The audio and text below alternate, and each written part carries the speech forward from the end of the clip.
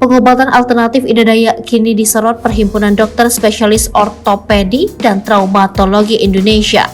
PABOI menyatakan bahwa keamanan dan dampak lanjutan dari terapi alternatif non-medis yang digunakan Ida Dayak perlu dikaji secara ilmiah.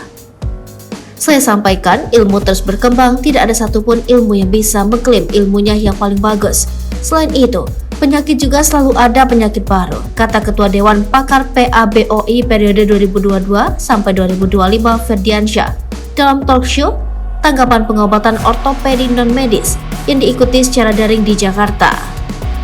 Menanggapi antusiasme warga yang besar terhadap pengobatan non-medis Ida Dayak, Ferdiansyah menuturkan, dalam sebuah pengobatan alternatif, pemantauan terhadap tata laksana pengobatan harus diketahui secara jelas dan terstruktur. Terutama apabila terkait dengan masalah tulang yang pada terapinya juga harus memperhatikan bagian lain seperti saraf, otot, bahkan pembuluh darah yang melekat pada tulang. Kalau kita melakukan manipulasi dengan cara yang tidak benar, maka justru memperberat, terutama yang kita takutkan adalah pembuluh darah dan syaraf, ujar Ketua Kolegium Ortopedi dan Traumatologi periode 2019 sampai 2022 itu. Menurut dia, apabila pasien mengalami permasalahan hanya pada bagian tulang, maka potensi peluang untuk sembuh lebih besar, walaupun belum tentu posisi tulang bisa kembali seperti semula atau menjalankan fungsinya. Akan tetapi, jika bagian tulang yang bermasalah turut mengenai pembuluh darah, dampak terburuk yang terjadi pasien yakni harus diamputasi. Sebaliknya, jika mengenai saraf akan timbul kelumpuhan karena saraf yang berpeluang tertekan, rusak atau putus. Ferdiansyah menambahkan bahwa monitoring dan pengkajian terapi dalam bentuk metode baru bisa membantu masyarakat terhindar dari perasaan menyesal karena sudah mengikuti terapi tersebut apabila di kemudian hari hasilnya tidak sesuai dengan harapannya atau lebih buruk. Jangan sampai pasien itu menyesal karena banyak pasien yang rentan, yaitu orang yang sudah putus asa penyakitnya, tidak bisa disembuhkan dengan cara standar yang ada. Jangan sampai mengorbankan pasien, jadi kita harus menjaga pasien tidak dikorbankan, katanya.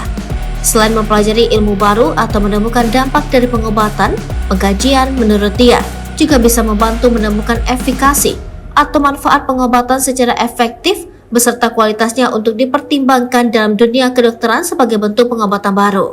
Setelah praktik pengobatan tradisional milik Ida Dayak viral, Kementerian Kesehatan pun mengambil langkah tegas. Kepala Biro Komunikasi dan Pelayanan Publik Kemenkes RI Siti Nadia Tarmizi menjelaskan tidak melarang praktik pengobatan yang bersifat non-medis seperti yang dilakukan Ida Dayak. Bagaimanapun, Indonesia memiliki warisan budaya termasuk pengobatan tradisional, kata dia. Kendati begitu, pengobatan tradisional perlu didorong memiliki bukti empiris sebagaimana pengobatan modern yang telah terbukti memiliki manfaat.